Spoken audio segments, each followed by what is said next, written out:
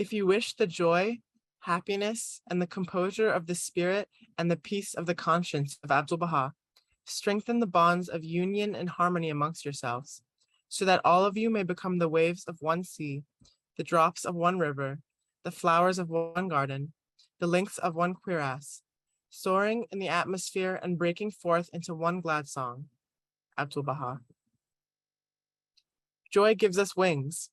In times of joy, our strength is more vital, our intellect keener, and our understanding less clouded. We seem better able to cope with the world and to find our sphere of usefulness. Abdu'l-Baha. So today we're really happy to have Dr. Michael Penn, and he'll be speaking on reflections on the happiness and development of the human spirit. Dr. Michael Penn is a professor of psychology at Franklin and Marshall College and is trained in the fields of clinical and experimental psychopathology. His research interests and publications explore trauma-related disorders, the application of psychological research and theory to human rights, the interpretation of psychology and philosophy, and the relationship between culture and mental health. Professor Penn is a member of the Council on Foreign Relations and has lived and lectured widely around the world. For more than a decade, he served the UN Leaders Program, which trains director-level United Nations officers in a variety of countries. He's also supported the Federal University of Brazil's Program for Peace Studies, has been a consultant on the advancement of women for Great Britain's Secretariat for the Commonwealth of Nations, and has assisted with the government of Greenland's initiative to reduce gender-based violence. In addition to numerous academic papers and chapters, he's the author, co-author, or co-editor of 4 books. From 1998 to 2000, Professor Penn lived in Switzerland, where he helped to design the UN-funded Education for Peace project. In 2004, he was appointed to the board of directors of the Pennsylvania Higher Education Assistance Administration by Governor Edward Rendell. Professor Penn was inducted into Phi Beta Kappa in 1986, is a former Ford Foundation National Academy of Sciences Fellow, a former Aspen Institute Wide Faculty Forum Fellow, is a recipient of several honors for teaching and community service, and was honored with the John Russwurm Award for Scholarship from the University of Pennsylvania. So with that, I'll hand it off to Dr. Penn. Thank you so much. How very generous of you to invite me to share a few words, a few remarks on happiness and the development of the human spirit. You may know that the purpose of the Baha'i faith, as is the purpose of all the world's religions, is to make it possible for human beings to be happy.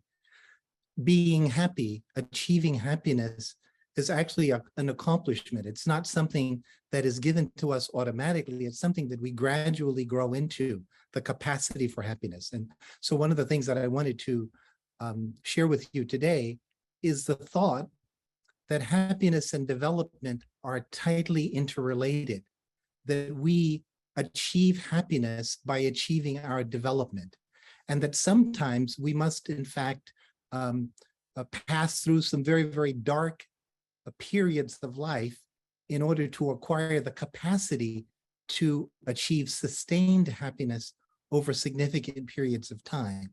So that's the idea, or that's the thesis that I'd like to explore with you briefly this afternoon. One of my favorite playwrights of all times is the playwright Sophocles. Sophocles lived in the days before Socrates, and he wrote plays not to entertain, but to edify. Sophocles' plays are among the most amazing plays I think ever written. He wrote hundreds of plays, but only 12 of them survived. The 3 of them that you are most familiar with describe the life of a young boy whose name was Oedipus. So Sophocles tells us that when Oedipus was a young boy, his dad severs his Achilles tendons, leaves him on the side of the road, and expects him to die. But a shepherd going through the place where they lived saw this boy and decided that he would take this boy to the home of a family and ask them to raise this boy. And they said, yes, we will raise this boy. And so they raised this boy, and this boy turned out to be a really, really beautiful soul. When he was around a teenager, he learned that the oracle at Delphi had said that he was going to murder his father, marry his mother, and sire a child, which would be his sister. And he was so struck by that prophecy that he said, no, I love my parents. I'm going to leave this town to avoid this horrible future. So he leaves the town that he was raised in, and he heads out on the road towards another town called the town of Thebes. And while he's on this road, as you probably know, he encounters a charioteer and a man riding in the chariot. When they come abreast of one another, the charioteer hits him with his goad and makes Oedipus furious. So Oedipus beats the man who has hit him with his goad and also kills the man who is in the chariot when he gets out to help his friend. Oedipus continues down the road and comes to the town of Thebes.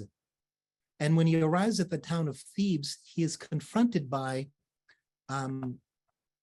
the Sphinx. The Sphinx was a mythical creature who gave people puzzles to solve. And if they solved these puzzles, these mysteries, these enigmas, they were, of course, highly honored. Now, if you wanted to solve the riddle of the Sphinx, you had to also make it such that you would be jeopardizing your life to try it.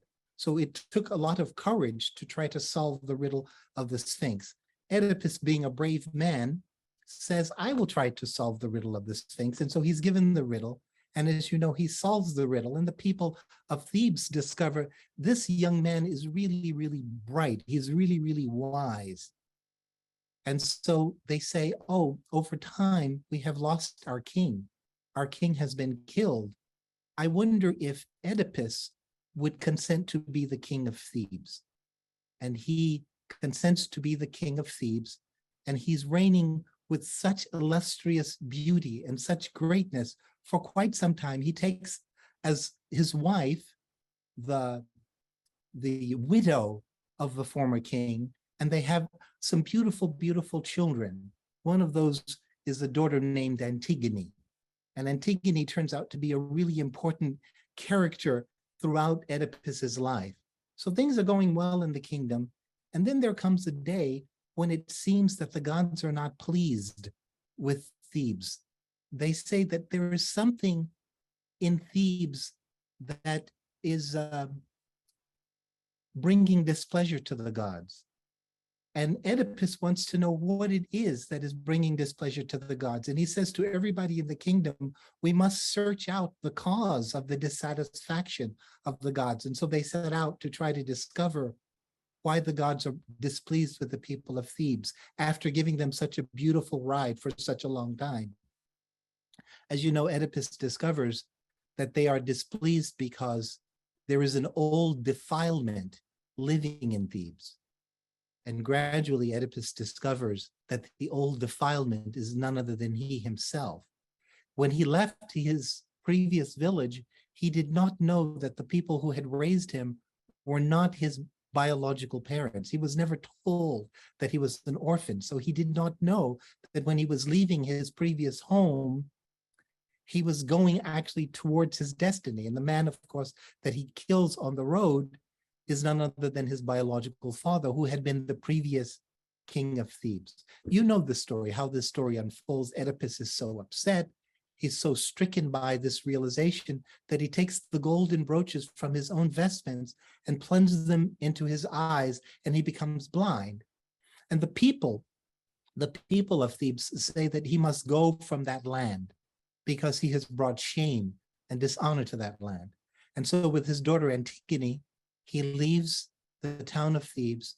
He becomes a homeless wanderer for many, many years.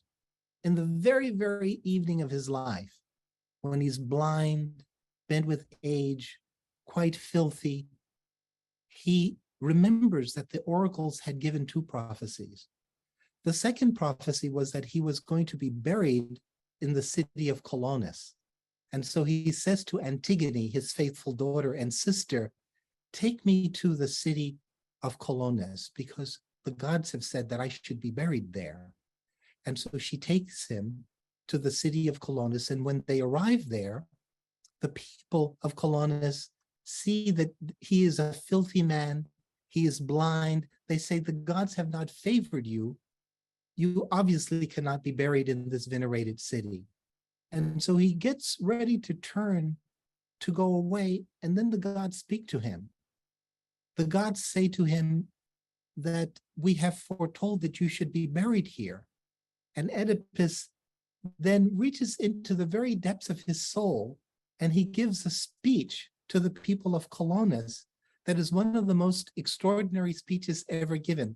Let me read to you just a little sentence or two from the speech that Oedipus gives to the people of Colonus. This is what he says. Ladies, whose eyes are terrible, spirits upon your sacred ground, I have first bent my knees in this new land. Therefore be mindful of me and of Apollo.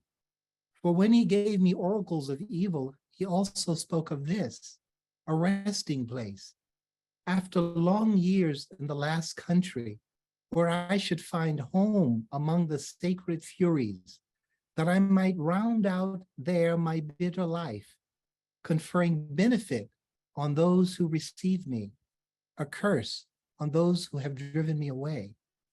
Portents, he said, would make me sure of this. Earthquake, thunder, or God's smiling lightning.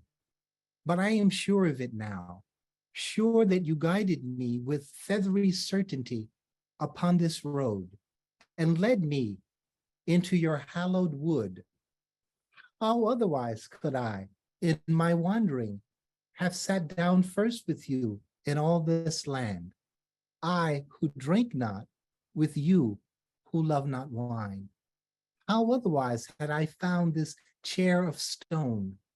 Grant me then, goddesses, passage from life at last, and consummation as the unearthly voice foretold, unless indeed I seem unworthy of your grace, slave as I am to such unending pain as no man had before.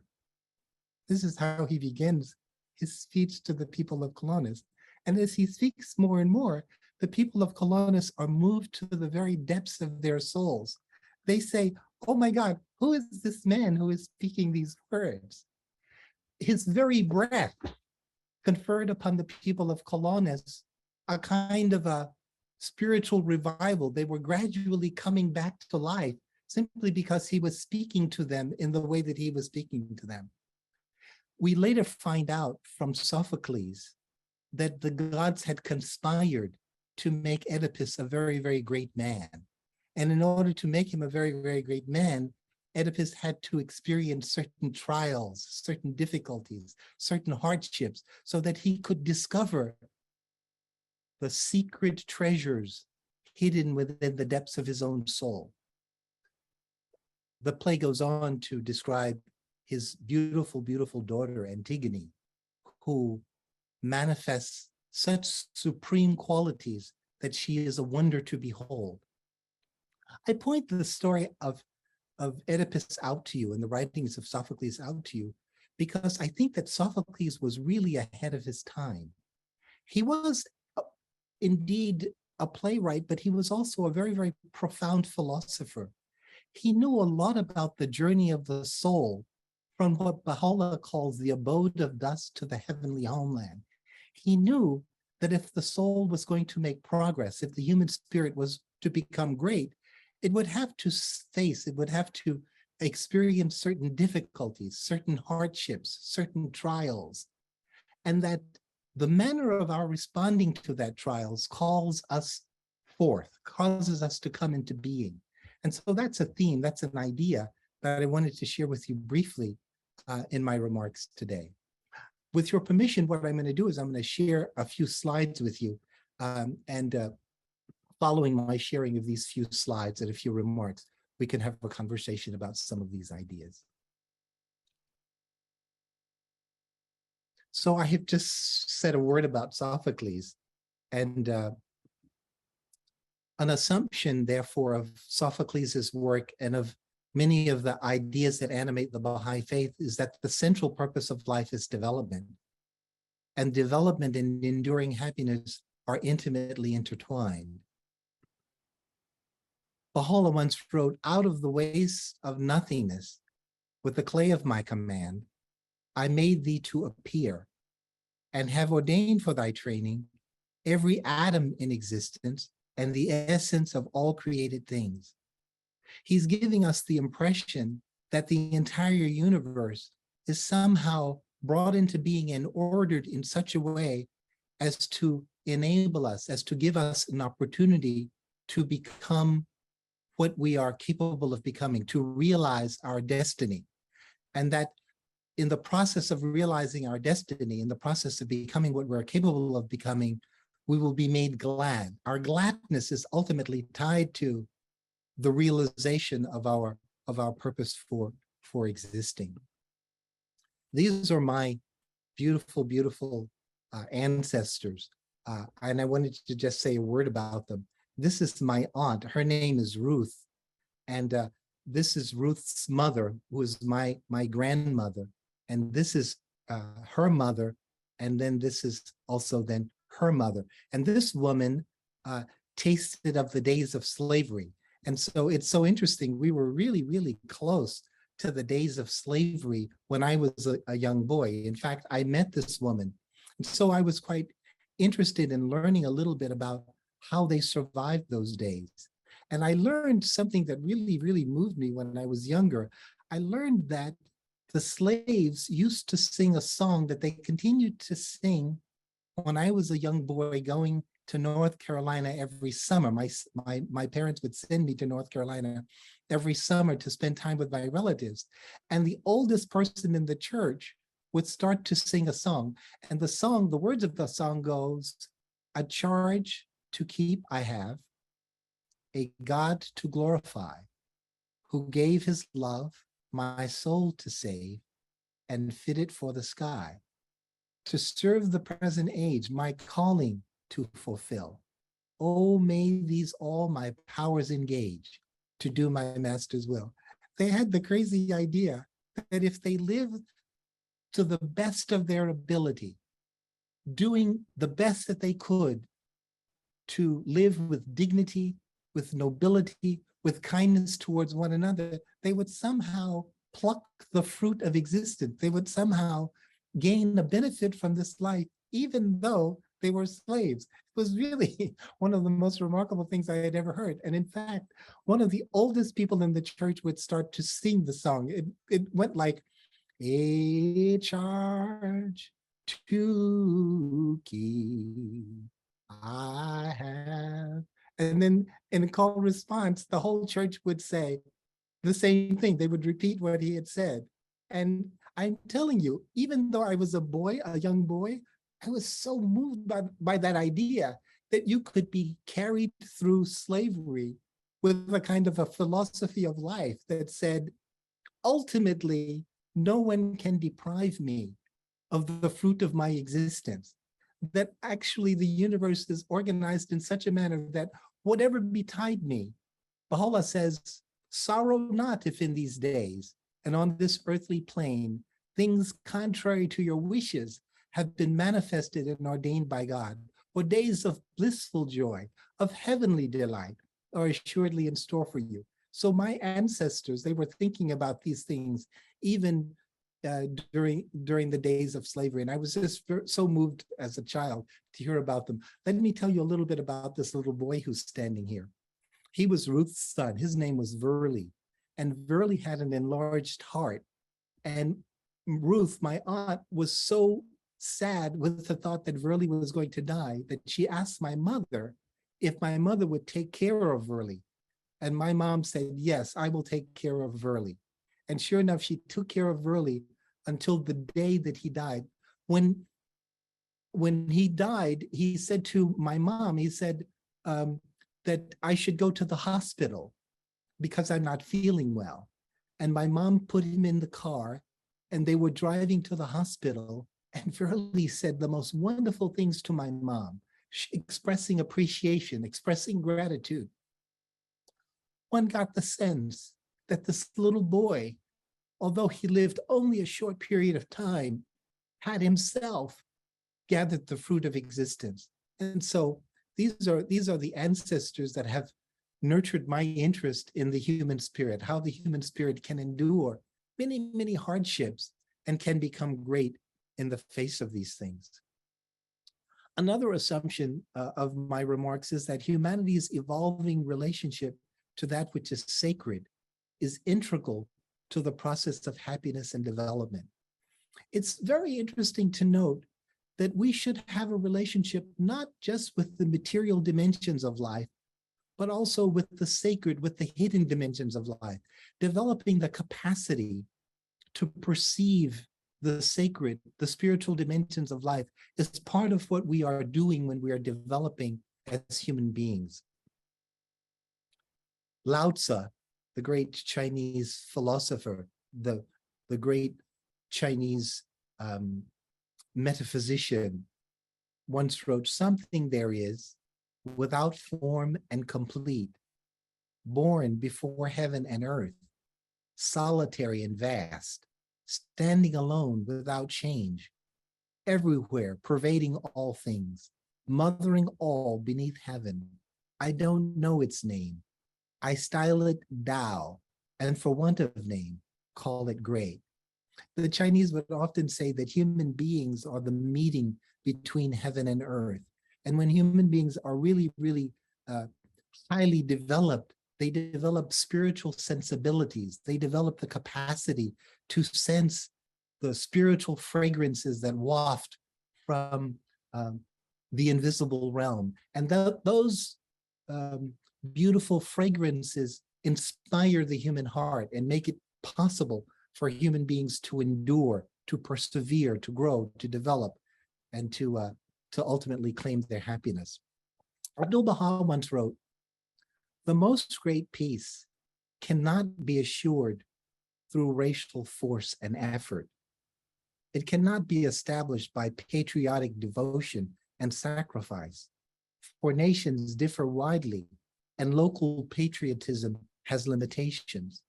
Universal peace is an impossibility through human and material agencies. It must be through spiritual power. There is need of a universal impelling force which will establish the oneness of humanity and destroy the foundations of war and strife. None other than the divine power can do this. Therefore, it will be accomplished through the breath of the Holy Spirit." This idea that human beings are assisted in achieving very, very great things, like overcoming racial prejudice, overcoming racial divisions. One of my favorite stories comes from the Bible. It's the story of Jesus meeting these two brothers at the Sea of Galilee. In Matthew's is written the following: Jesus was walking by the Sea of Galilee. He saw two brothers. They were Simon and Andrew. They were Simon and Andrew. They were putting a net into the sea, for they were fishermen. Jesus said to them, "Follow me. I will make you fishers of men." At once, they left their nets and followed him.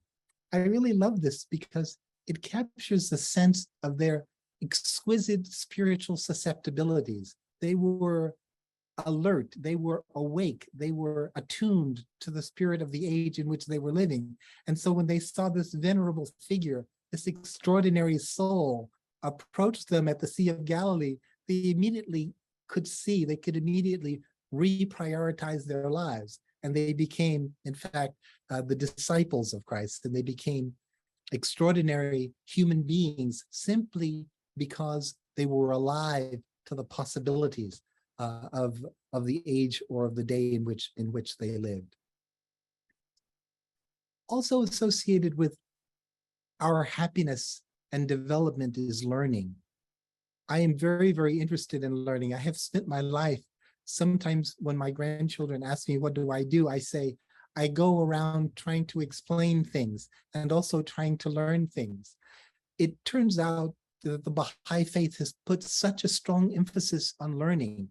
It suggests that if human beings are incapable of learning, we cannot escape the terrible, terrible habits of the past.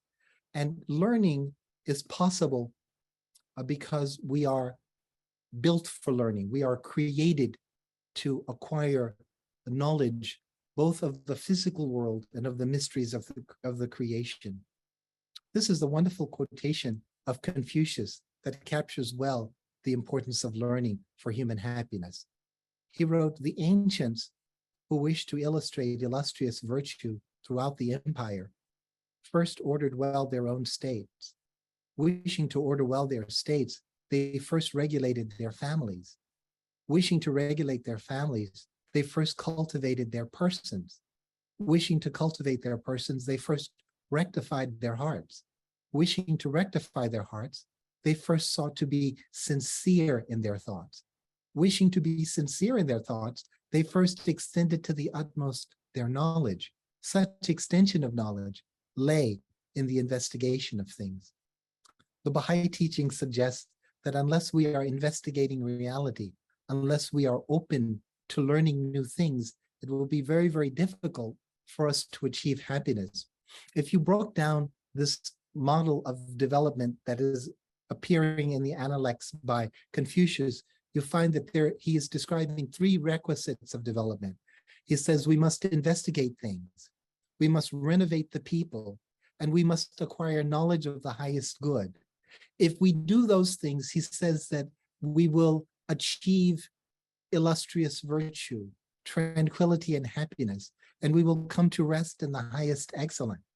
And so I really, really love this convergence of ideas from the Middle East, from the Far East, from the poor African slaves. There's a kind of a convergence of this notion that human beings have to strive after that which is excellent. They have to strive after that which is good and noble and beautiful. And in that striving, they will discover both their development and ultimately their happiness.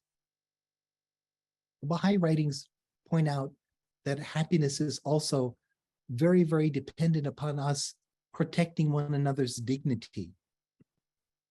This is a wonderful quotation of Abdu'l-Baha, where he directs our attention to the care of the city of the human heart. He wrote, "Necessarily, there will be some who are defective amongst men, but it is our duty to enable them by kind methods of guidance and teaching to become perfected.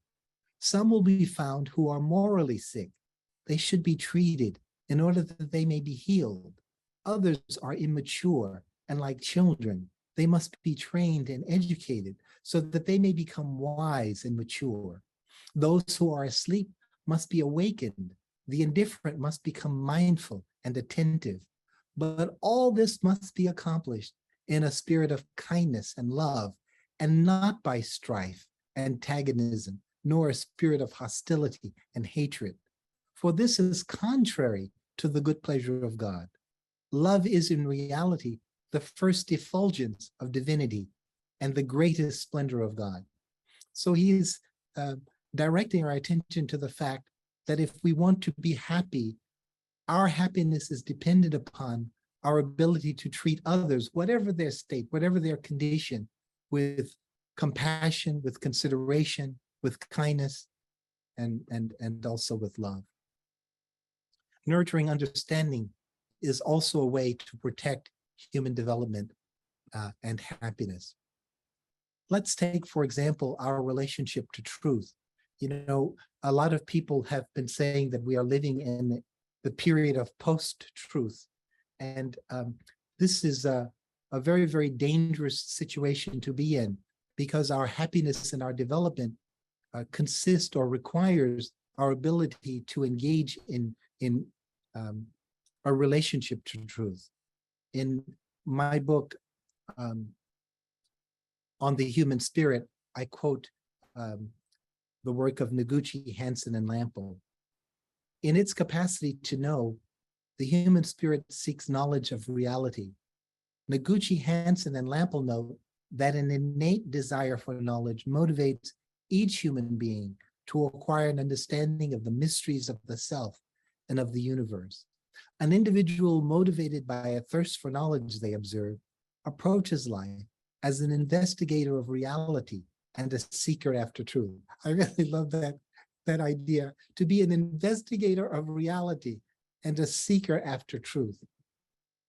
I was thinking that when the beliefs that we have in our minds conform to that which is in reality, we call these special kinds of belief knowledge. And the power to know takes as its object truth. And truth is that which is in conformity with reality. Truth, in effect, mirrors reality in some way. And we know that there are different kinds of truth. For example, there are existential truths. There are truths that I have about myself, subjective truths. So for example, if I say I'm hungry and I really believe it, that's a truth about myself. I can know, for example, whether I'm telling the truth or whether I'm not telling the truth. This access to truth enables me to develop my relationship to it. There are self-evident truths. For example, I could, if I have eyes to see, I could observe that the sun has risen, or I could observe that the door is open. Anybody with certain kinds of basic physical capacities can recognize self-evident truths. There are mathematical or logical truths. For example, ax squared plus bx plus c equals 0. That's one of the things that we learned in junior high school and in high school, or E equals MC squared. If you have the proper training in mathematics, you can testify in yourself to the veridicality of those truths. There are moral truths. For example, human development depends upon truthfulness, trustworthiness, compassion, that if those things are absent in a family, in a neighborhood, in a community, in a nation, it's very, very difficult for human beings to develop. So the moral dimensions of life are absolutely critical for the well-being of human beings. There are also spiritual truths. In one of his writings, Baha'u'llah wrote that the human soul is a sign of God, a heavenly gem, whose reality the most learned of men hath failed to grasp, and whose mystery no mind, however acute, can ever hope to unravel. Well, if we reflect upon the natural world, we can observe that even if we wanted to understand the mysteries that are enshrined in a grain of sand, it would be impossible for us to do that.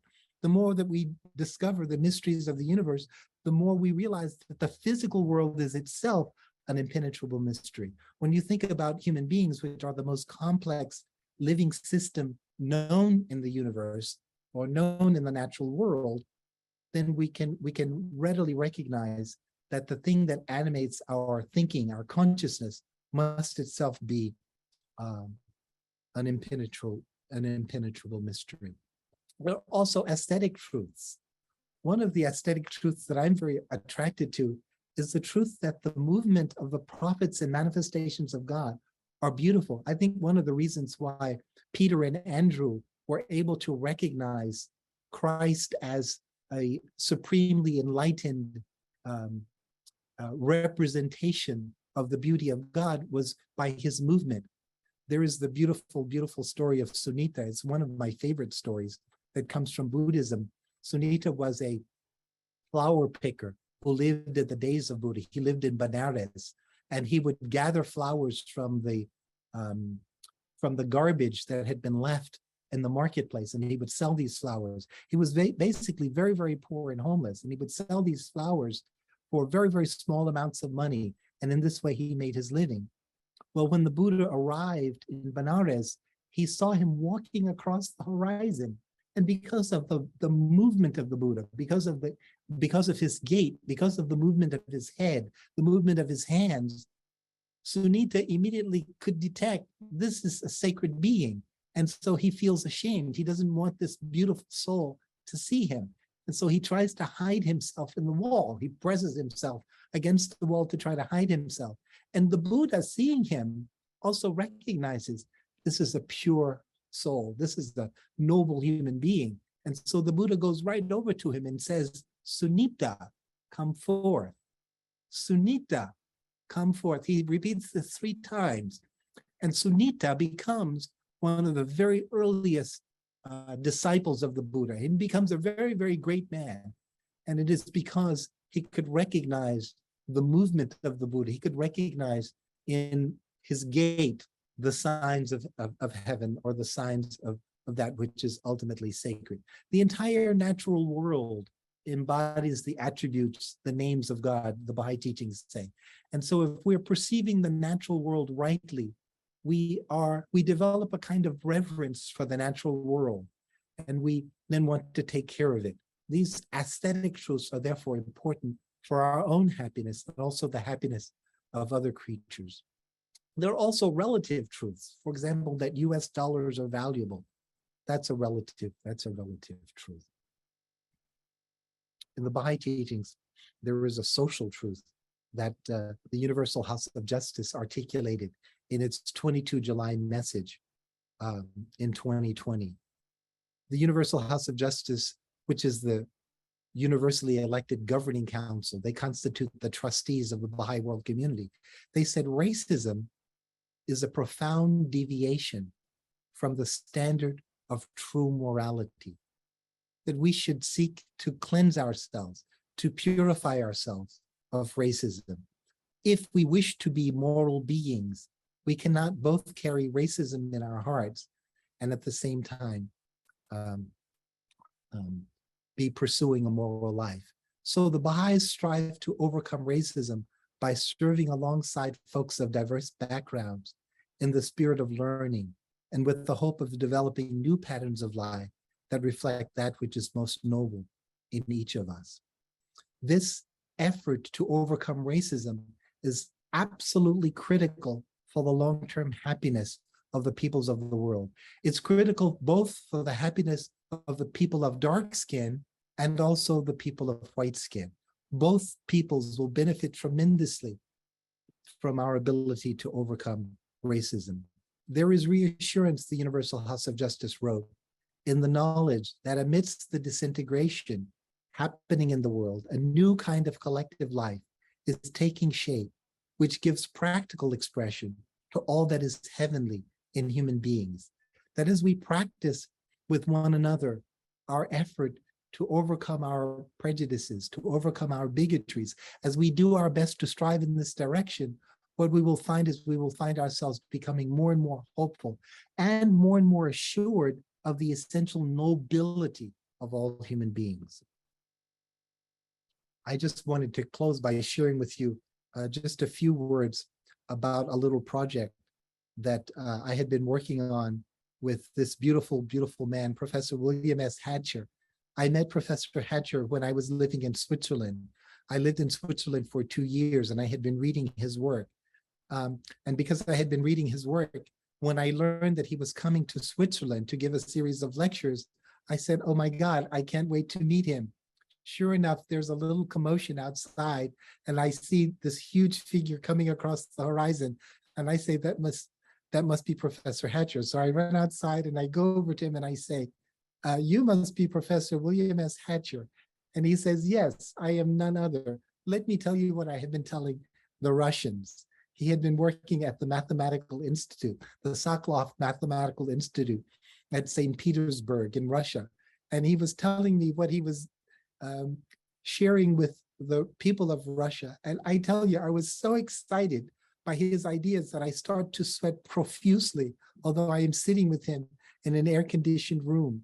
And I said to him, Professor Hatcher, you and I should collaborate on some kind of project. Of course, anybody who knows Professor Hatcher knows that he is really, really brilliant. And so if he consents to collaborate with anybody, it's only out of his generosity. He is just being kind to you. And so he was kind to me. And for some years, we had the great bounty of spending time together and traveling together and giving some lectures together on this theory of relational authenticity. He had this idea that the great moral challenge of every human being is the challenge of relational authenticity. It's the challenge of entering into right relationship with other living creatures.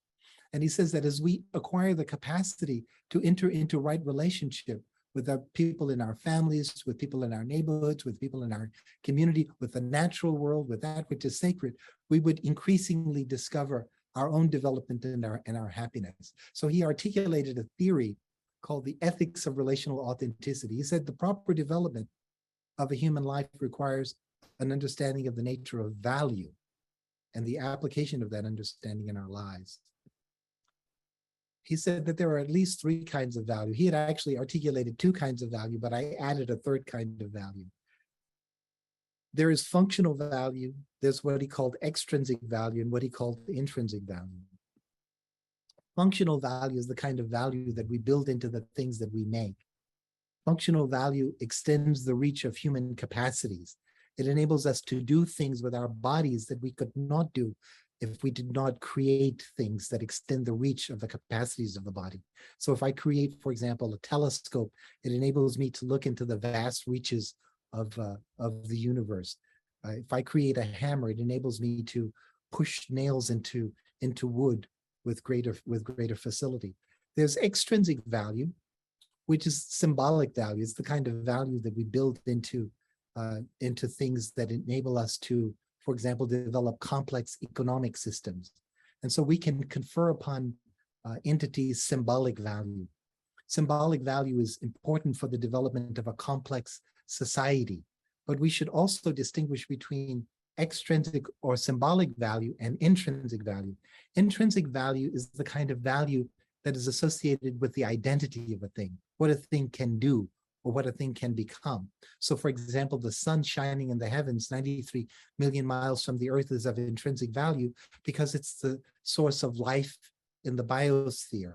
When a child is born into the world, she doesn't know the value of the sun. She'll have to learn certain things about the natural world in order to appreciate the value of the sun.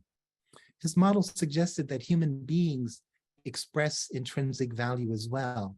And as we relate to other human beings, we must increasingly discover the precious value of human beings. And when we discover this value, we can enter into a proper relationship with them. The human person, in fact, he suggested, embodies the highest expression of value in the natural world, and that the central purpose of an authentically human life is to protect and cultivate this highest value, and that the cultivation of this highest value results in the development of the human spirit. That all forms of happiness are really conditional upon the development and refinement of the human spirit. Any enduring happiness requires it. There was an articulation of the powers that animate the human spirit. The power, for example, to know, which we have talked about a little bit already, which has as its object truth. The power to love, which takes as its object beauty, the beauty of nature, the beauty of an idea, the beauty of a way of life.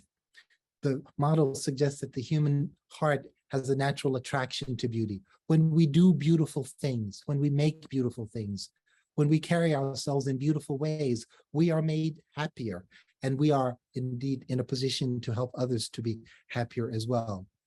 There is the power to will, which takes its object that which is perceived to be good. The extraordinary philosopher Immanuel Kant said that there is nothing so important as a good will.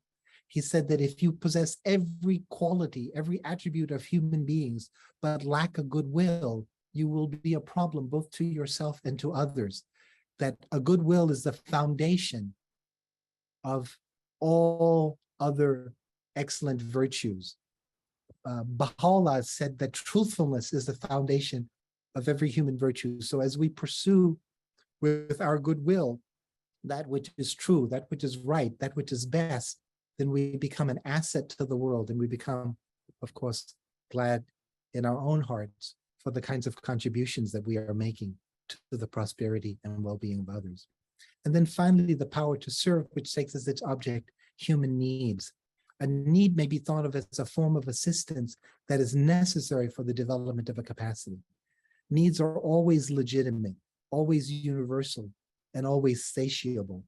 We are in a position to serve the needs of one another, to minister to the needs of one another. And as we minister to one another's needs, then of course we pursue our own development and our own happiness.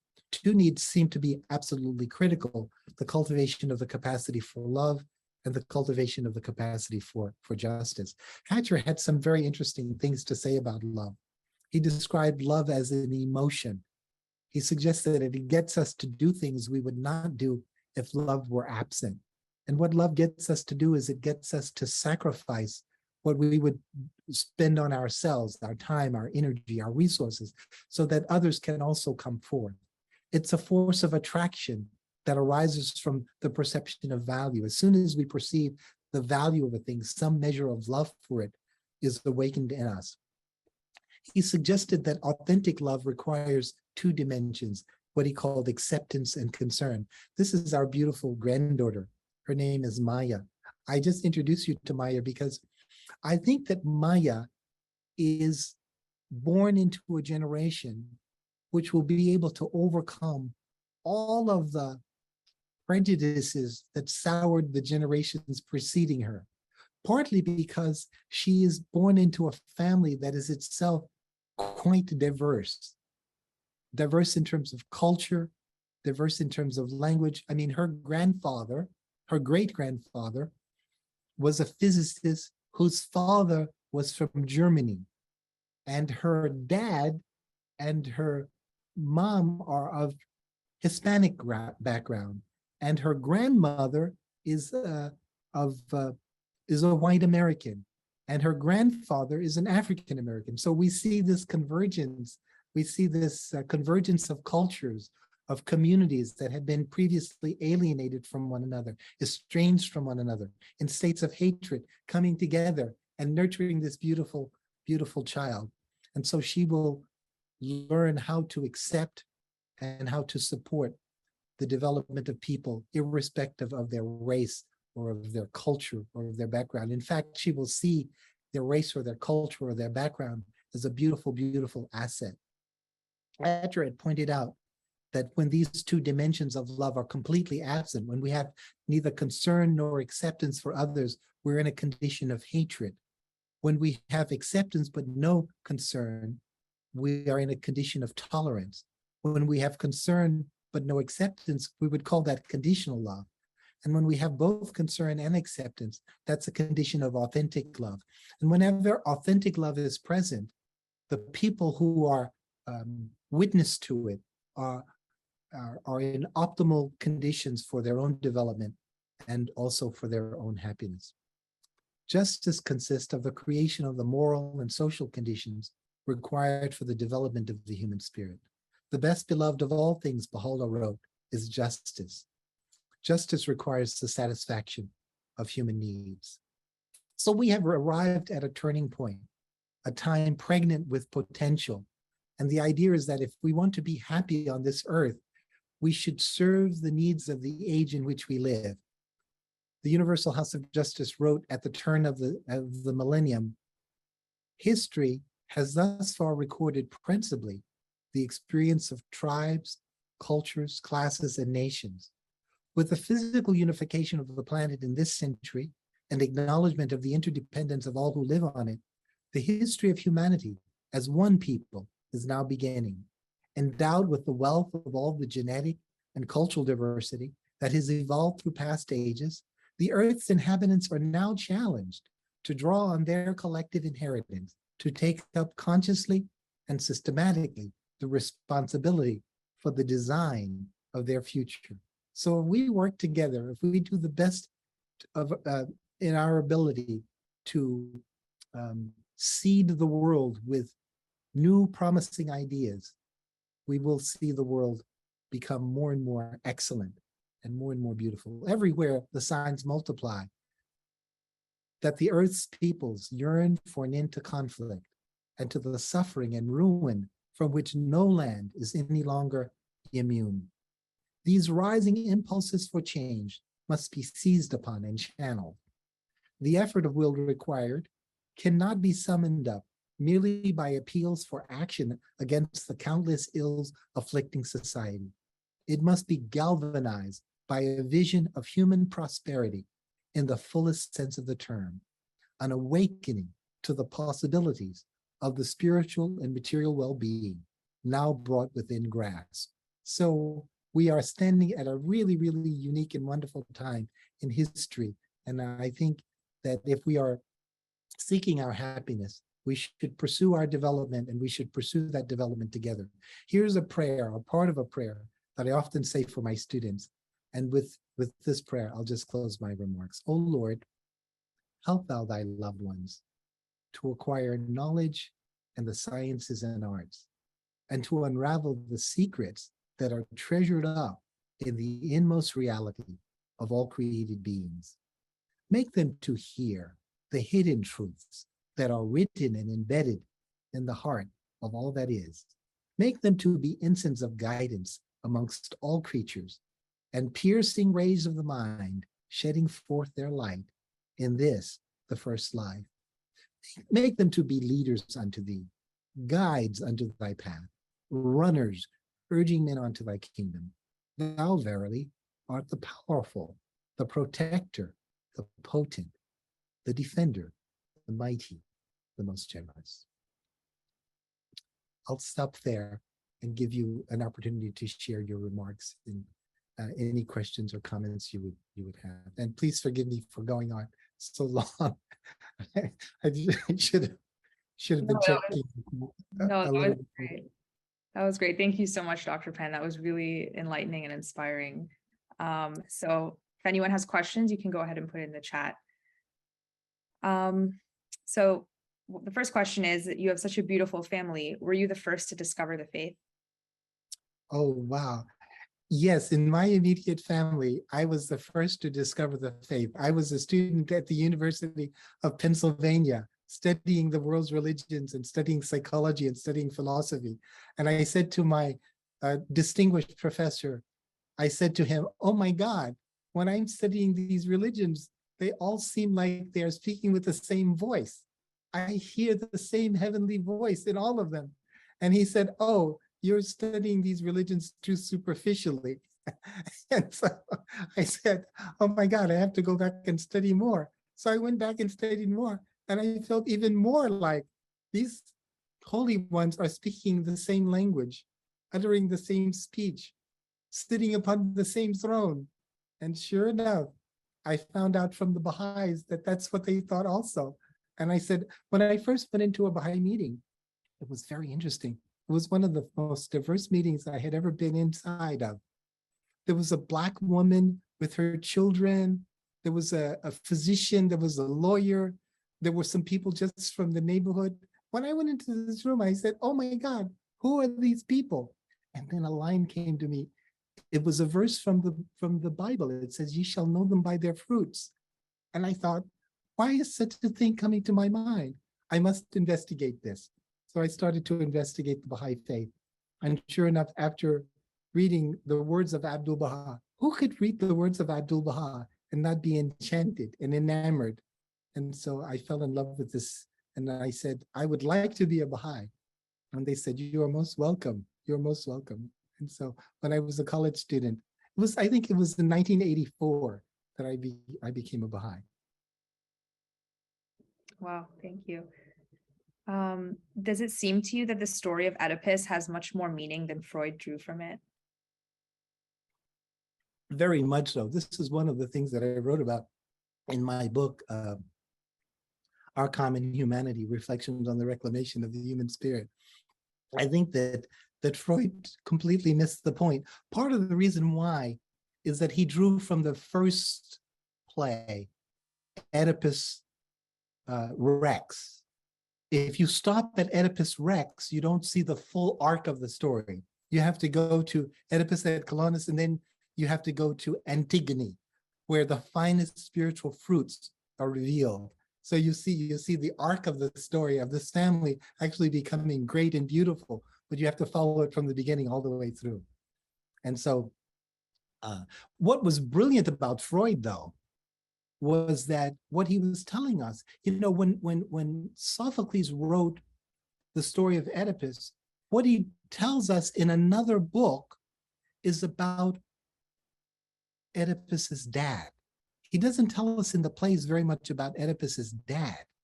So, oftentimes we don't know why we have become the kinds of people that we have become.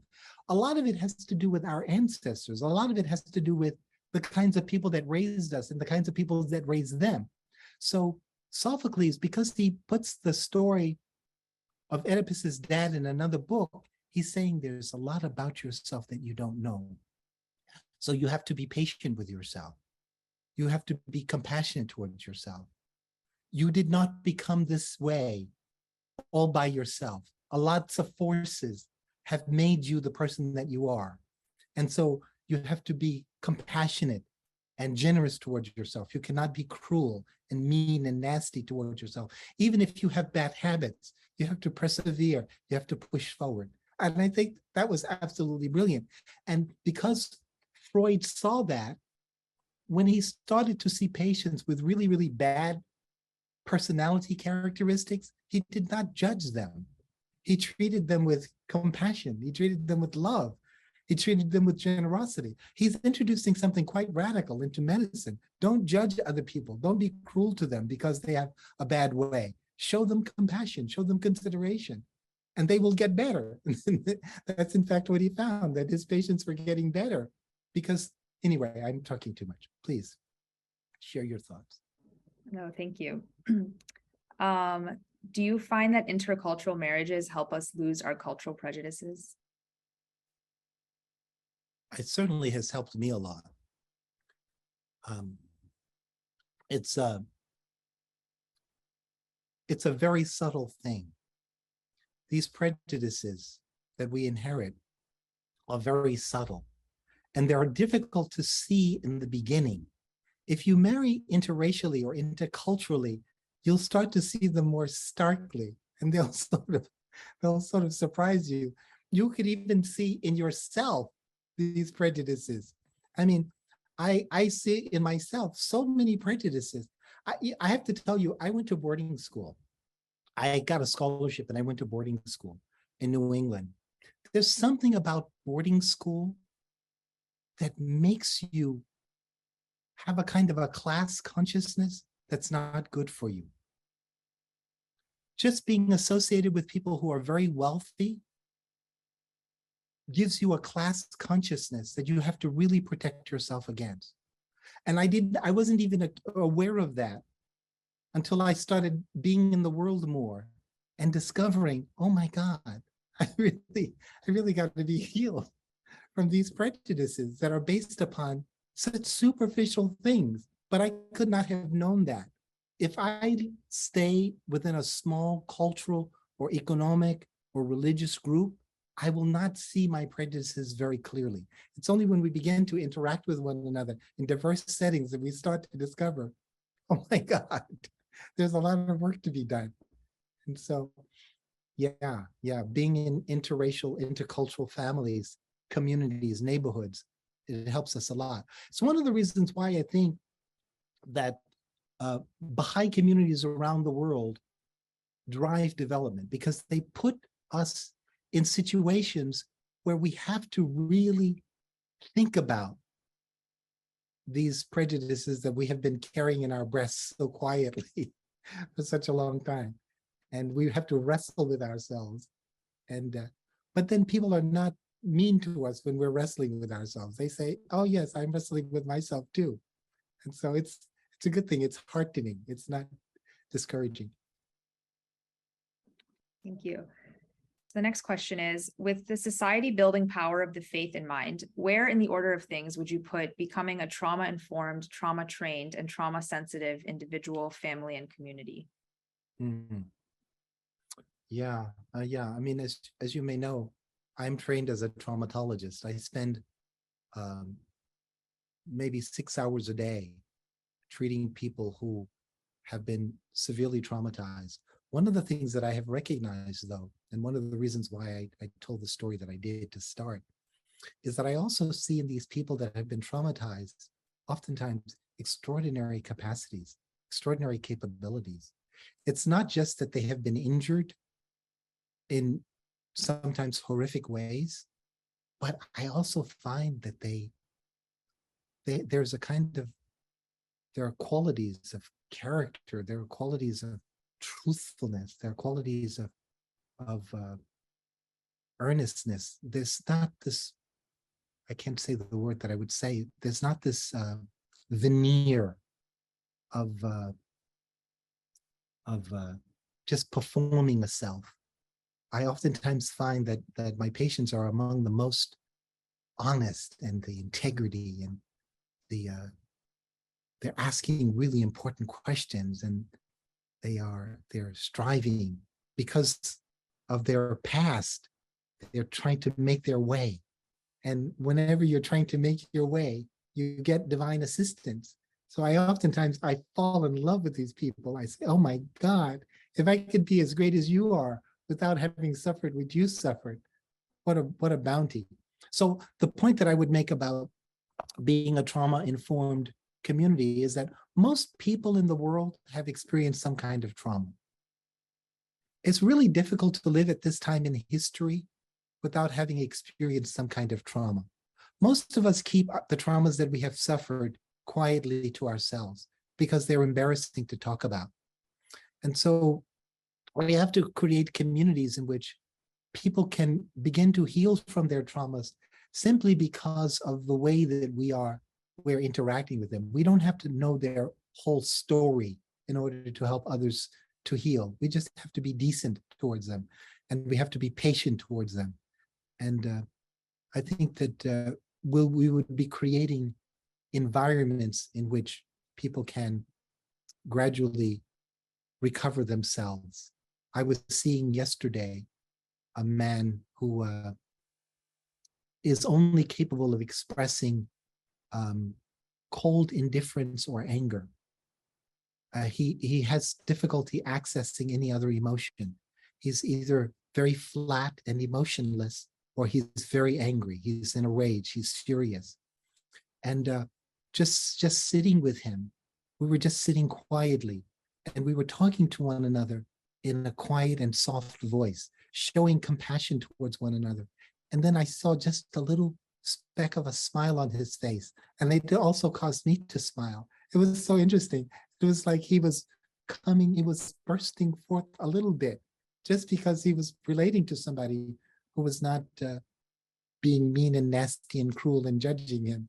And also he was helping me also to become better. It's very interesting. I think that we are living in the century where we have discovered the impact of trauma, and we're learning how to heal one another, even if we be not professionals in the field. Thank you. Do you think the reason Baha'u'llah likens Black people to the pupil of the eye may signify a unique perceptiveness of Black people because of what they've experienced and endured?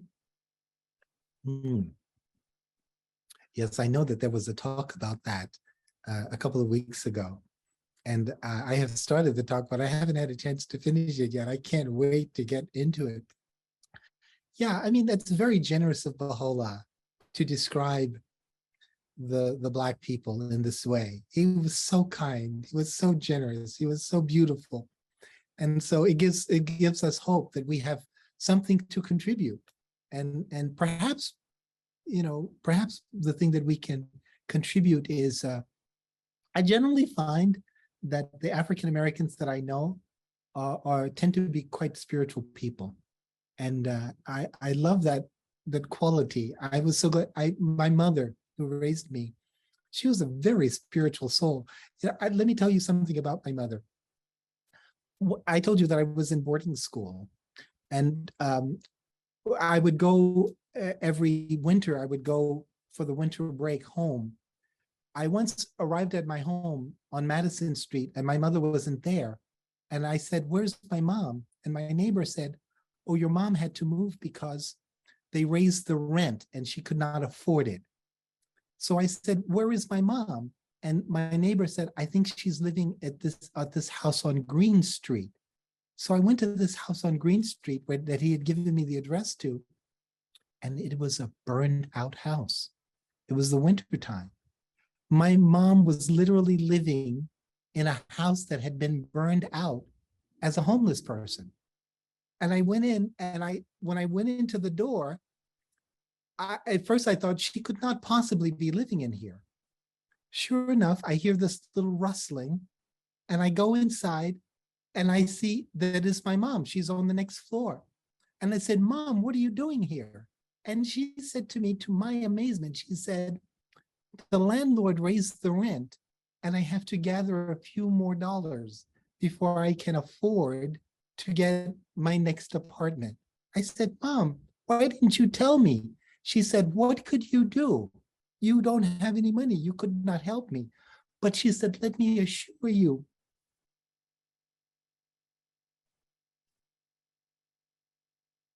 said, let me assure you that God is fully aware of my situation and that soon it will be relieved. You should go back to school and you mustn't worry at all. I'm perfectly fine. I'm perfectly fine. This is just my situation for right now. Sure enough, I go back to school and she gets in contact with me and she says, I have now secured my next apartment, so you can rest assured. I'm fine. Your mother is fine. Everything is all right. That's profound spirituality. That's amazing. I mean, who can do such a thing? I have seen many African Americans who have this capacity to stand and to walk forward through storms. I don't have the capacity. I'm very weak. I went to boarding school, but I have seen this capacity, and it's a beautiful, beautiful thing. And so I think it's one of the reasons why Baha'u'llah said that we can see things through these eyes that Blacks have acquired over time, and that these things that we can see are useful, are beneficial to humanity. Well, thank you so much for sharing that.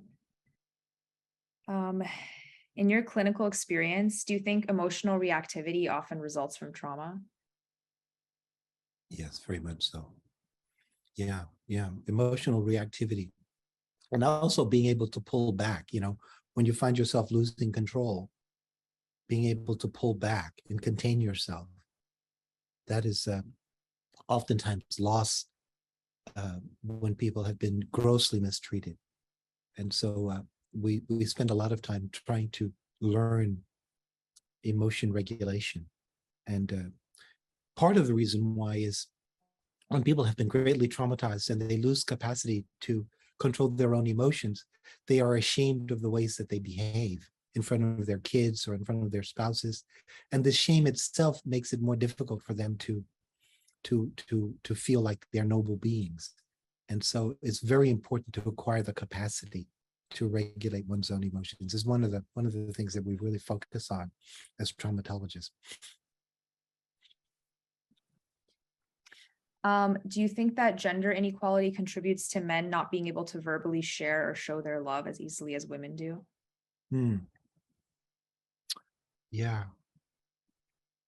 I do think that that's the case. Although I'm seeing that us men, we're making a lot of progress in that area.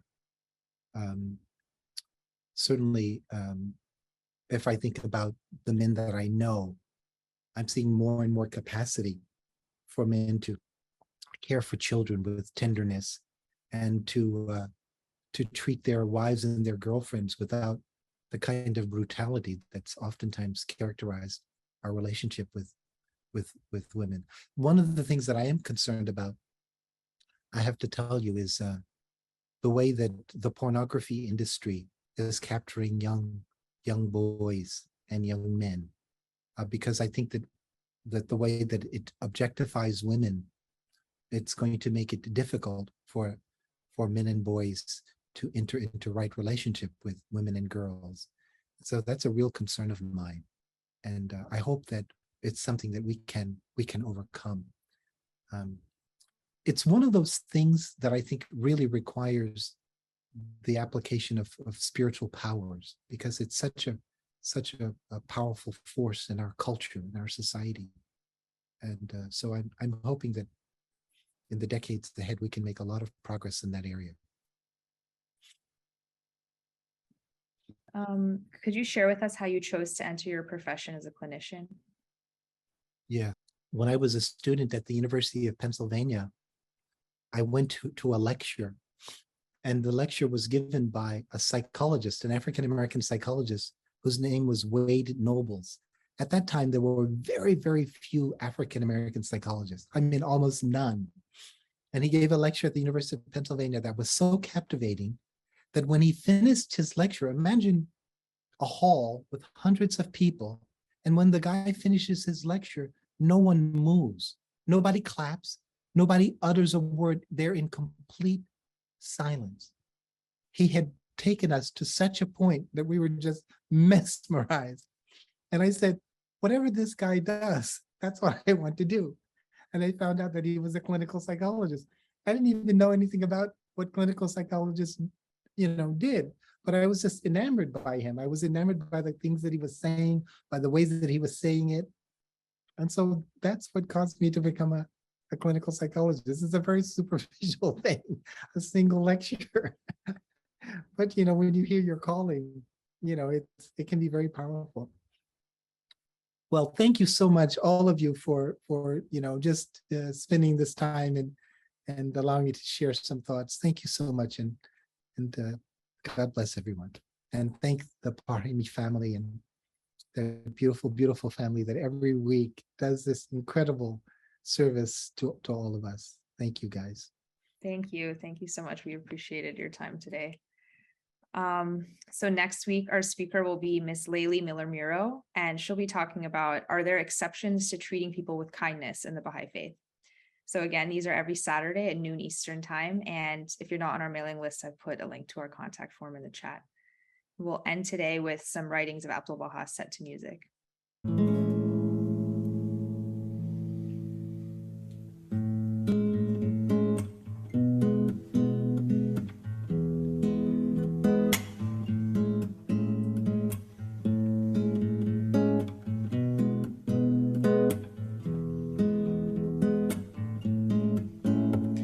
Say unto thee the truth, that I'm with you in spirit and in heart. I say unto thee the truth, that I'm with you in spirit and in heart. That I rejoice by your joy, and I'm happy by your happiness. That I rejoice by your joy, and I'm happy by your happiness.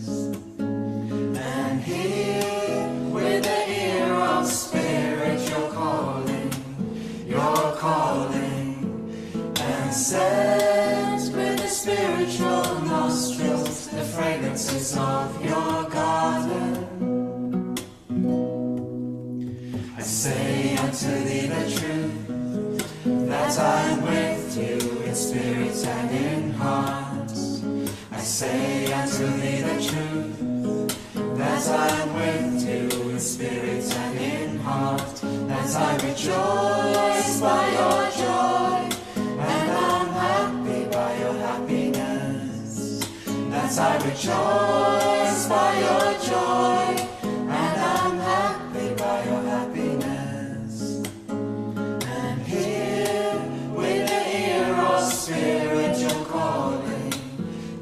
calling, and scent with the spiritual nostrils the fragrances of your garden. I say unto thee the truth, that I'm with you in spirit and in heart. I say unto thee the truth, that I'm with you in spirit and in heart. That I rejoice by your joy, and I'm happy by your happiness. That I rejoice by your joy, and I'm happy by your happiness. That I rejoice by your joy, and I'm happy by your happiness. That I rejoice by your joy, and I'm happy by your happiness.